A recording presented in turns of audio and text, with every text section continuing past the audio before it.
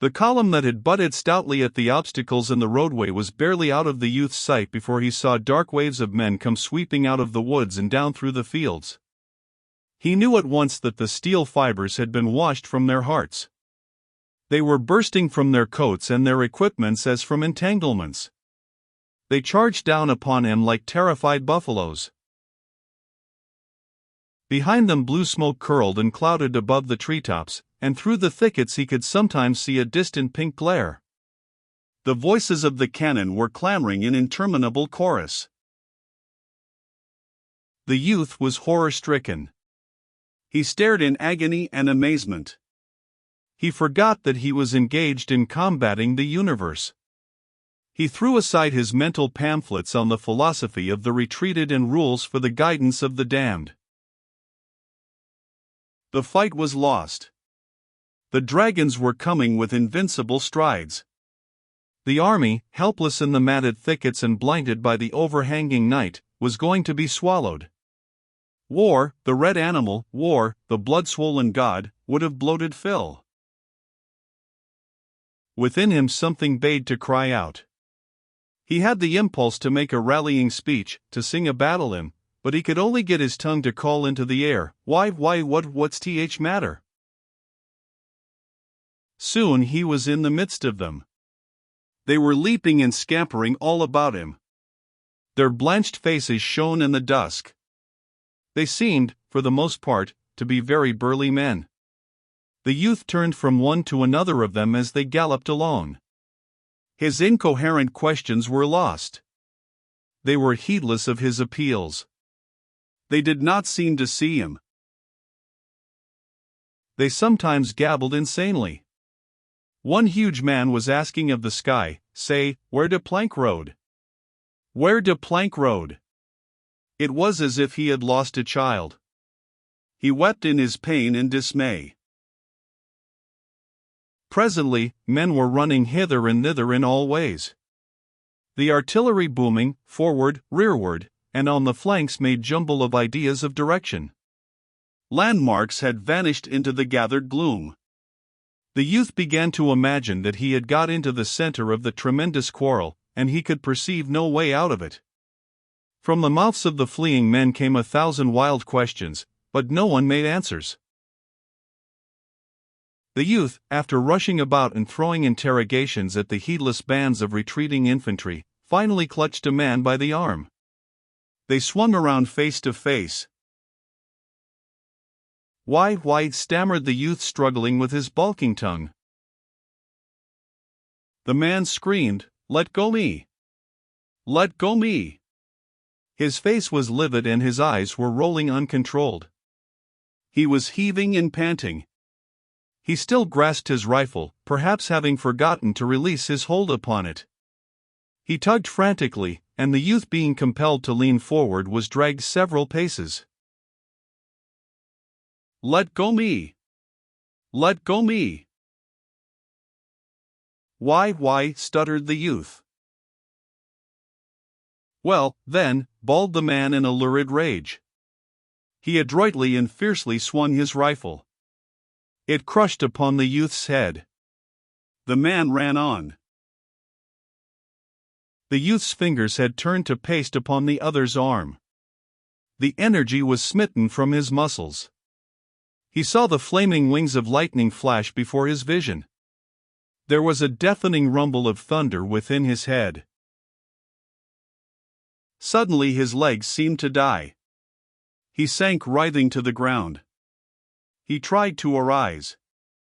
In his efforts against the numbing pain he was like a man wrestling with a creature of the air.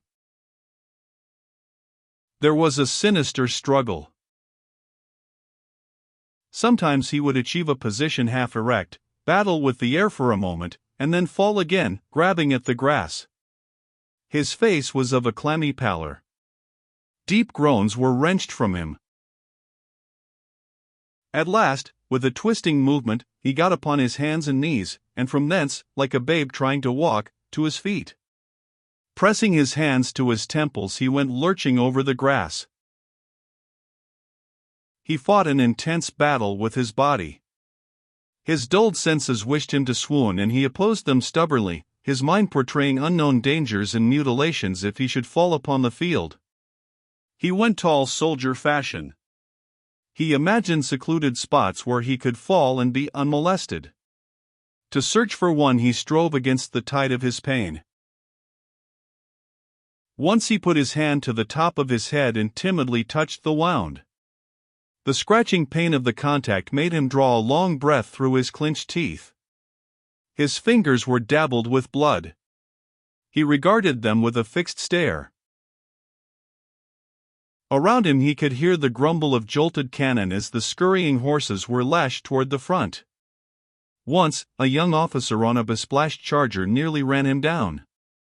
He turned and watched the mass of guns, men, and horses sweeping in a wide curve toward a gap in a fence. The officer was making excited motions with a gauntlet hand.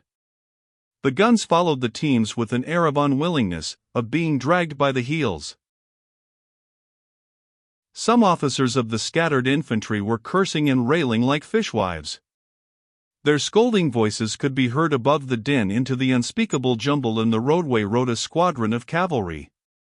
The faded yellow of their facings shone bravely. There was a mighty altercation.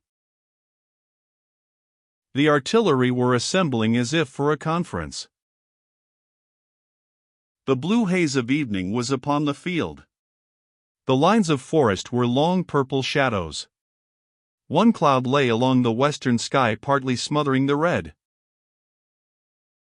As the youth left the scene behind him, he heard the guns suddenly roar out. He imagined them shaking in black rage. They belched and howled like brass devils guarding a gate. The soft air was filled with the tremendous remonstrance. With it came the shattering peal of opposing infantry. Turning to look behind him, he could see sheets of orange light illumine the shadowy distance. There were subtle and sudden lightnings in the far air. At times he thought he could see heaving masses of men. He hurried on in the dusk. The day had faded until he could barely distinguish place for his feet. The purple darkness was filled with men who lectured and jabbered. Sometimes he could see them gesticulating against the blue and somber sky. There seemed to be a great ruck of men and munitions spread about in the forest and in the fields. The little narrow roadway now lay lifeless. There were overturned wagons like sun-dried boulders. The bed of the former torrent was choked with the bodies of horses and splintered parts of war machines. It had come to pass that his wound pained him but little. He was afraid to move rapidly, however, for a dread of disturbing it. He held his head very still and took many precautions against stumbling. He was filled with anxiety, and his face was pinched and drawn in anticipation of the pain of any sudden mistake of his feet in the gloom. His thoughts, as he walked, fixed intently upon his hurt. There was a cool, liquid feeling about it, and he imagined blood moving slowly down under his hair. His head seemed swollen to a size that made him think his neck to be inadequate. The new silence of his wound made much worriment. The little blistering voices of pain that had called out from his scalp were, he thought, definite in their expression of danger.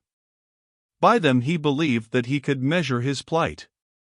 But when they remained ominously silent, he became frightened and imagined terrible fingers that clutched into his brain. Amid it he began to reflect upon various incidents and conditions of the past. He bethought him of certain meals his mother had cooked at home, in which those dishes of which he was particularly fond had occupied prominent positions. He saw the spread table. The pine walls of the kitchen were glowing in the warm light from the stove. 2. He remembered how he and his companions used to go from the schoolhouse to the bank of a shaded pool. He sought his clothes in disorderly array upon the grass of the bank. He felt the swash of the fragrant water upon his body. The leaves of the overhanging maple rustled with melody in the wind of youthful summer. He was overcome presently by a dragging weariness. His head hung forward and his shoulders were stooped as if he were bearing a great bundle. His feet shuffled along the ground. He held continuous arguments as to whether he should lie down and sleep at some near spot, or force himself on until he reached a certain haven. He often tried to dismiss the question, but his body persisted in rebellion and his senses nagged at him like pampered babies. At last he heard a cheery voice near his shoulder. "Ya seem to be in a pretty bad way, boy?" The youth did not look up, but he assented with thick tongue. "Ah." The owner of the cheery voice took him firmly by the arm. "Well," he said, with a round laugh, "I'm going your way. Whole gang is going your way. And I guess I kin give ya a lift." They began to walk like a drunken man and his friend. As they went along, the man questioned the youth and assisted him with the replies like one manipulating the mind of a child. Sometimes he interjected anecdotes. "What regiment do ya belong to?" "Eh? What's that?" "Th 304th in York?" "Why, what corps is that in?" "Oh, it is? Why, I thought they wasn't engaged T-Day, they re-way over in TH Center." "Oh, they was, eh? Well, pretty nearly everybody got their share of fightin' T-Day. By dad, I give myself up fair dead any number of times. There was shootin' here and shootin' there, and hollerin' here and hollerin' there, in TH damned darkness, until I couldn't tell to save them soul which side I was on. Sometimes I thought I was sure enough from Ohio, and other times I could a swore I was from TH bitter end of Florida. It was TH most mixed up dern thing I ever see. And these here whole woods is a reg'lar mess. It'll be a miracle if we find our reg'ments tonight. Pretty soon, though, we'll meet a plenty of guards and provost guards, and one thing and another. Ho! There they go with an officer, I guess. Look at his hand, a dragon. He's got all TH where he wants, I bet. He won't be talkin' so big about his reputation and all when they go to saw one off his leg. Poor feller. My brother's got whiskers just like that. How did ye get way over here, anyhow? Your regiment is a long way from here, ain't it? Well, I guess we can find it. You know there was a boy killed in my comp New York T-Day that I thought TH whirled and all of. Jack was a nice feller. By ginger, it hurt like thunder to see old Jack just get knocked flat. We was a standin' petty peaceable fair a spell, though there was men runnin' every way all round us, and while we was a standin' like that, long come a big fat feller. He began to peck at Jack's elbow, and say, "Where is TH road to TH river?" And Jack, he never paid no attention, and TH feller kept on a peckin' at his elbow and say, "Where is TH road to TH river?" Jack was a lookin' ahead all TH time tryin' to see TH Johnny's comin' through TH woods, and he never paid no attention to this big fat feller fair a long time, but at last he turned round and he go to hell and find TH road to TH river. And just then a shot slapped him bang on TH side TH head. He was a sergeant, too. Them was his last words. Thunder, I wish we was sure of findin' our reg'ments tonight. It's goin' to be long huntin'. But I guess we kin do it. In the search which followed, the man of the cheery voice seemed to the youth to possess a wand of a magic kind. He threaded the mazes of the tangled forest with a strange fortune. In encounters with guards and patrols he displayed the keenness of a detective and the valor of a gamin. Obstacles fell before him and became of assistance. The youth, with his chin still on his breast, stood woodenly by while his companion beat ways and means out of sullen things.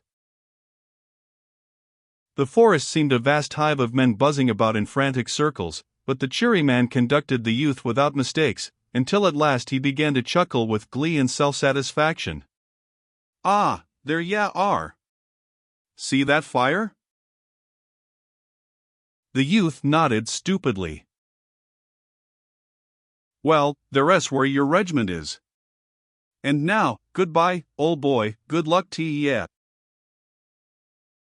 A warm and strong hand clasped the youth's languid fingers for an instant, and then he heard a cheerful and audacious whistling as the man strode away. As he who had so befriended him was thus passing out of his life, it suddenly occurred to the youth that he had not once seen his face.